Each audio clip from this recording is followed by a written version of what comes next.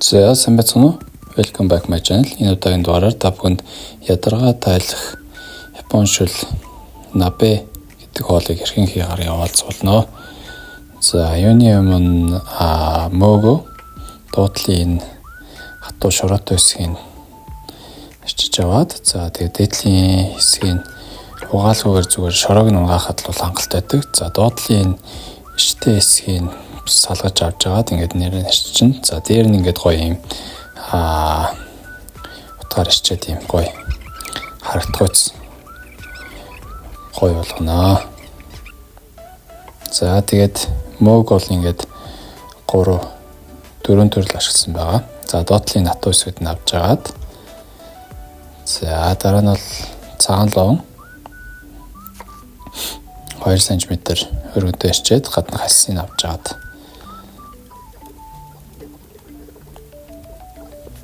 за тэгээд 4 хуваагаад ирчихнэ. За тэгээд энэ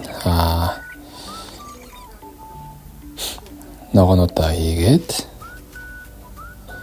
за тэгээд бууцаа эхлээд нэг угаацсан байгаа. За дуудлын хэсгийг аваа хийчихнэ. За бүдгийн сагаа арчээд дахин усанд зайтар угаагаад угаачна.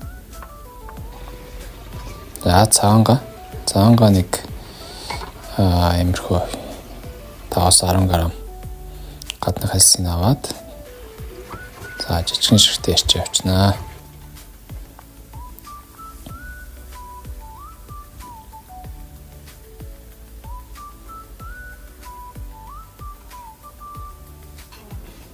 За тэгээд энийг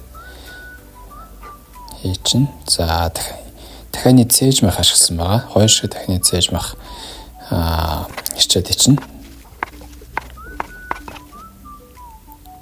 За энэ дээр түрүүчийн угаасан бууцаагаа хийгээд за дахианы ясаар гаргаж авсан шүл эсвэл ус хийж болно. За тэгээд Япон даши нэг жижиг шанагаар хийгээд за тэгээд халуун гал дээр тавина. За халж авах хооронд нь за дупугээ ичээд тэгээд набе дээр тавьчихнаа.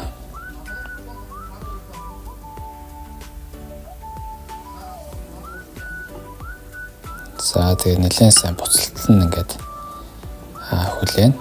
Тэгээд ойролцоогоо нэг 20-30 минут туслаад энэ дахианы мах нь ингээд идэхэд боломжтой болсон тохиолдолд ингээд бус зүйл нь бас болцсон байдаг. За олон төрлийн ногоо ашигласан дахианы махтай үнэхээр гоё хамт гарч ирсэн байна.